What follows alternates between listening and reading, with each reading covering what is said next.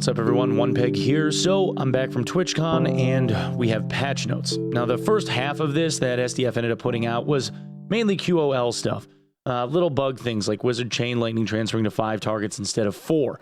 Or there was a patch note in here about arena win, loss, and draw records having an incorrect amount when you're talking about loss and draws.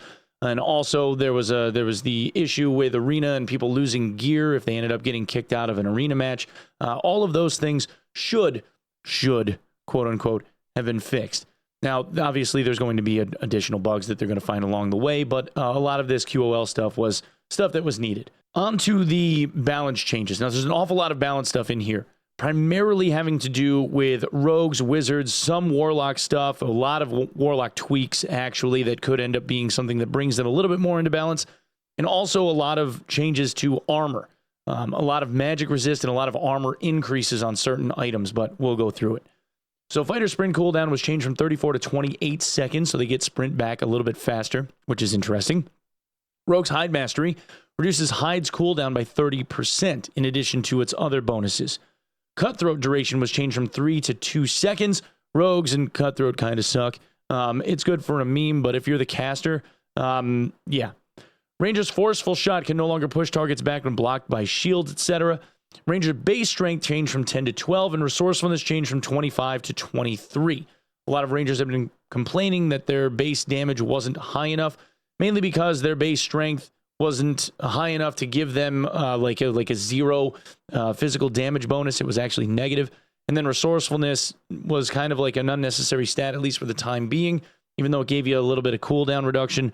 Just trimming a couple of points to give them a little bit better damage, I think that's fine. Wizard's slow duration changed from 2.5 to 2 seconds, and the number of spell charges changed from 5 to 3. Magic Lock had its spell charges count reduced from 9 to 5. Zap attribute bonus ratio changed from 100% to 75%. So a little bit of a nerf on damage dealing for wizards. Chain Lightning attribute bonus ratio changed from 100% to 75%. And Explosion changed from 100 to 75%. So I guess what they're seeing is that wizards doing damage in like an arena setting on this 3v3 is probably a little bit overtuned, a little bit too high. I have a tendency to agree. Wizard is still super fun to play, and I don't think that this is going to change an awful lot. They're still going to be pretty damaging. Torture Mastery for Warlock, the multiplier was changed from 3 to 2. So now no longer are we seeing the Warlock spells being something that is a 3x cost, like casting Hydra, for instance, being something that just didn't make a whole lot of sense if you ran Torture Mastery. But they also have another note here saying that their spell costs were increased. So it could be that they're trying to find further balance in this, is what it reads like. I don't know exactly where this is going to come in. It very well could be that Warlock is going to have the same kind of spell cost on its base level if you're using Torture Mastery, but they're bringing up the cost of people that don't run it to make it a little bit more costly, which I think makes sense. Phantomized movement speed bonus changed from 10% to 5%, so it's going to be a little bit harder to kite away while phantomized, but I still think that this is going to need a little bit more of a change. Phantomized to me doesn't feel like it's punished enough because it really only takes damage from area of effect things. So unless you're like a cleric that has really all of the good AoE spells, or a wizard that has like a lot of plus damage so that the splash from fireball ends up actually mattering, or if you're a druid that just nails every Dreamfire that you use, I really don't see Phantomize being something that gets shelved. It's still the best skill for probably any class in the game. I would like to see Phantomize, if they aren't going to change how Phantomize takes damage or maybe increase the damage taking penalty of Phantomize, I'd like to see them maybe modify it so that Phantomize has a certain number of charges that you could then get back from a campfire or something along those lines.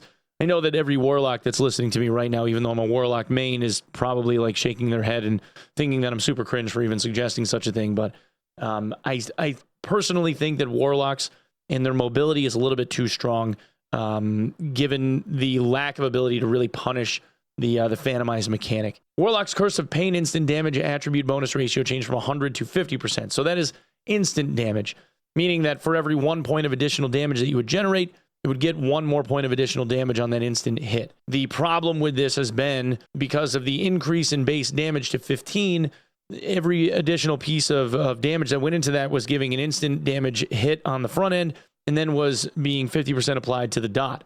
So now we're going to see a bit less on the initial damage, but this is still going to be something that people complain about because Curse of Pain over its entire duration, even as a base spell, still does a significant amount of damage.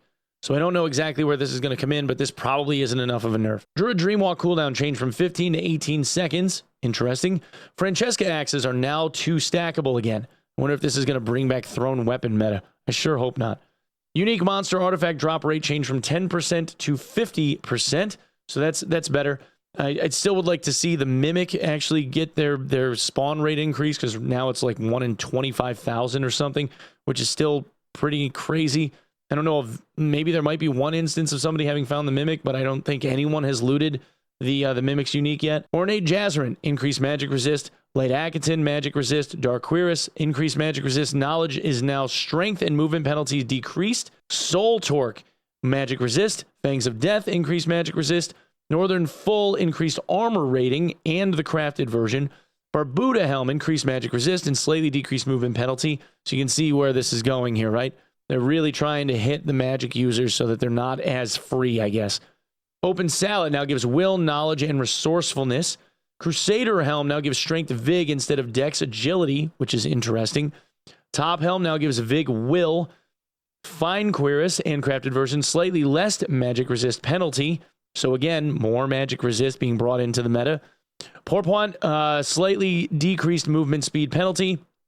Wind Locket, increased armor rating. Shoes of Darkness, slightly more movement speed. Occultist Tunic gives Vig strength instead of just straight strength, which is an interesting piece because the Occultist Tunic gave the least movement speed penalty of anything a Warlock could wear, but also had the same amount of strength as like a padded tunic. So this actually changes it a bit and makes Occultist Tunic something that isn't as desirable. Occultist Robe gives Vig will now instead of just straight vigor, which is interesting too. Occultist Boots, slightly decreased movement speed. So again, reducing Warlock's damage with all of these changes and reducing the ability for Warlocks to kite as effectively. Forest Hood now gives strength instead of Vig and slightly increases movement penalty.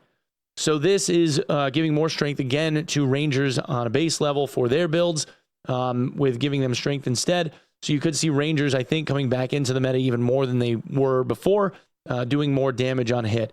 This could end up making Rangers pretty lethal between the base strength change and then them having like a direct strength class only option. Viking Helm and the crafted version increased projectile protection. Visored Barbuda Helm gives a small action speed boost. Open Salad, slightly decreased movement penalty.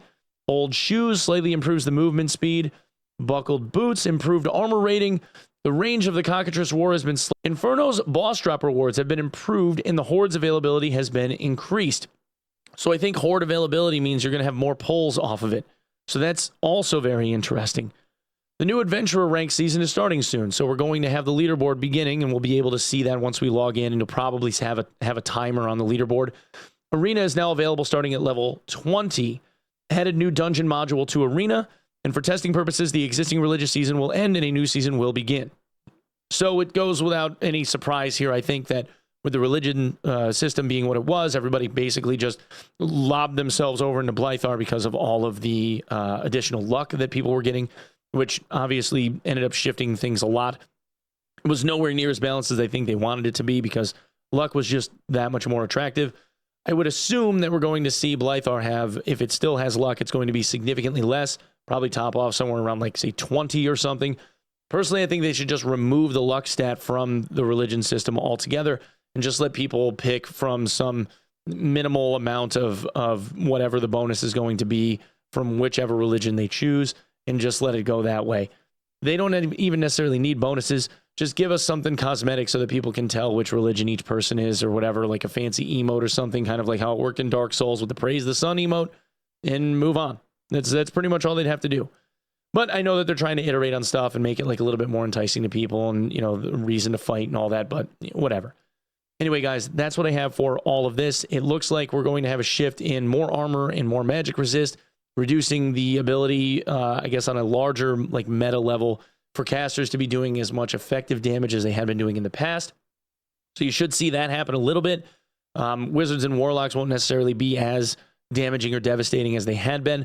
I still think Warlocks have an awful lot of kite ability built into their kit. We'll have to see how that plays into the magic resist side of things and whether or not that's going to matter enough or if they're going to have to do like a further nerf to Warlocks somewhere, you know, as the balance patches come in. But yeah, anyway, thanks so much for coming and checking out the video. If you'd be so kind as to sub the channel here, that would be amazing. Otherwise, you can check me out live over twitch.tv/Onepeg. I have a drop stream going on today at 5 p.m. Eastern Standard Time for the game Throne and Liberty, which is releasing via Amazon Game Studio in the next day or so. There's going to be a whole bunch of content creators, big names and small, kind of going at each other in a 70v70 siege mechanic style battle, which I think will be interesting. The game looks kind of cool, so maybe come and check it out, and I'm going to have drops enabled for that, like I said. Otherwise, if neither one of those things feel enticing to you whatsoever, you can always come and check me out in the next video here. Thank you guys so much for lending me your eyeballs. We'll see you real soon, okay? Peace.